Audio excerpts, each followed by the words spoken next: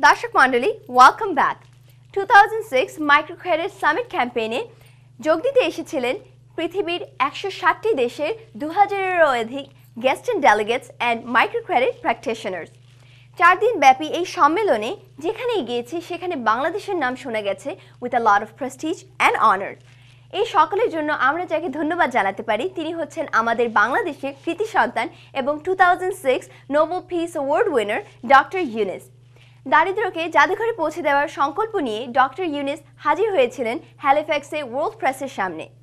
প্রিয় দর্শক মণ্ডলী, অনুষ্ঠানে এই পর্যায়ে আপনাদের জন্য রয়েছে 2006 মাইক্রোক্রেডিট সামিট ক্যাম্পেইনের মেইন প্রেস কনফারেন্সে ডক্টর ইউনুসের বক্তব্যের উল্লেখযোগ্য অংশবিশেষ শুধুমাত্র এক্সক্লুসিভলি আপনাদের জন্য।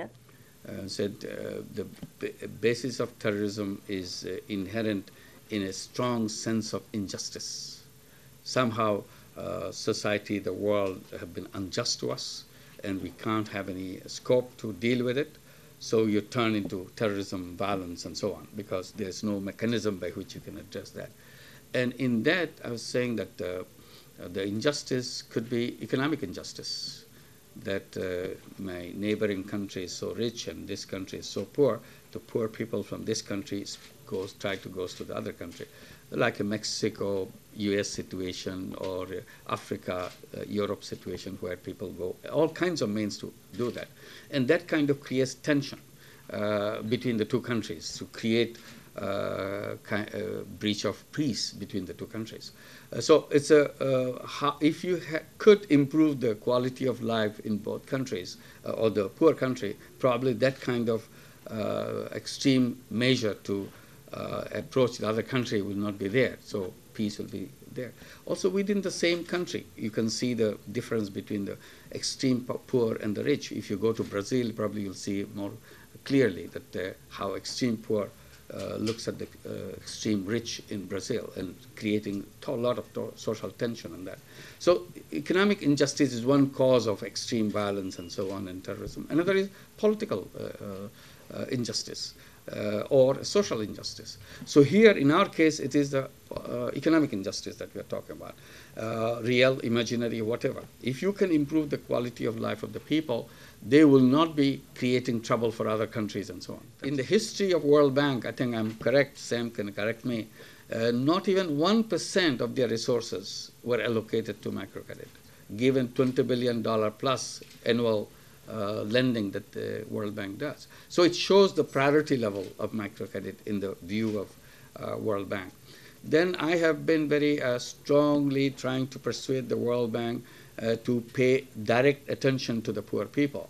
And in an effort to do that, we thought of creation of one special unit within the World Bank. It's a kind of donor coordination body called CGAP, Consultative Group to Assist the Poorest. And this was done in the middle of 90s, and we're very happy that now we have one window within the World Bank which can look at the issues of poverty and the poorest people directly. But unfortunately, a few years later, when they were moving into a second round of that CGAP, they changed the name. Instead of calling it, which original name was Consultative Group to Assist the Poorest, they changed it to Consultative Group to Assist the Poor, and argued that the poorest really don't need this kind of microcredit. They are not capable of handling this. They need charity, they need handouts, and so on and so forth, which is absolutely, we are totally against. I was talking about the beggars, one example how even the poorest person can handle this. So their orientation is too different. Again, about the infrastructure and other things the World Bank does, we raise the question, infrastructure in which format?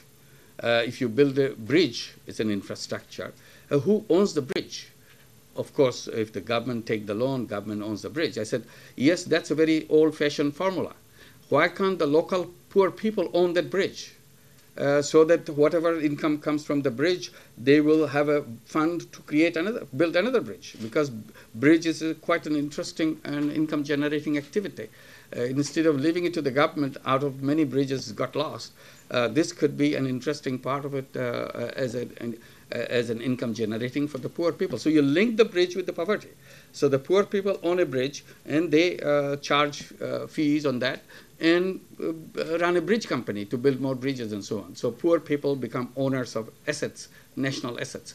We are talking about creating a mega port in Bangladesh, a port which will be huge, big facility to serve India, to serve Nepal, to serve Bhutan, to serve China, Kunming, and other areas of China, and several countries together, including Bangladesh.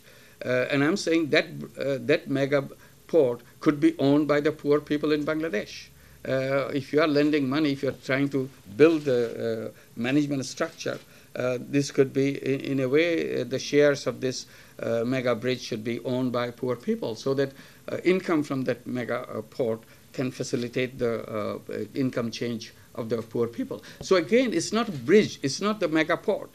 What is the ownership pattern? You have to look at it. And people say, can poor people really manage a bridge? Are they capable of doing that? Are the poor people capable of handling a mega port?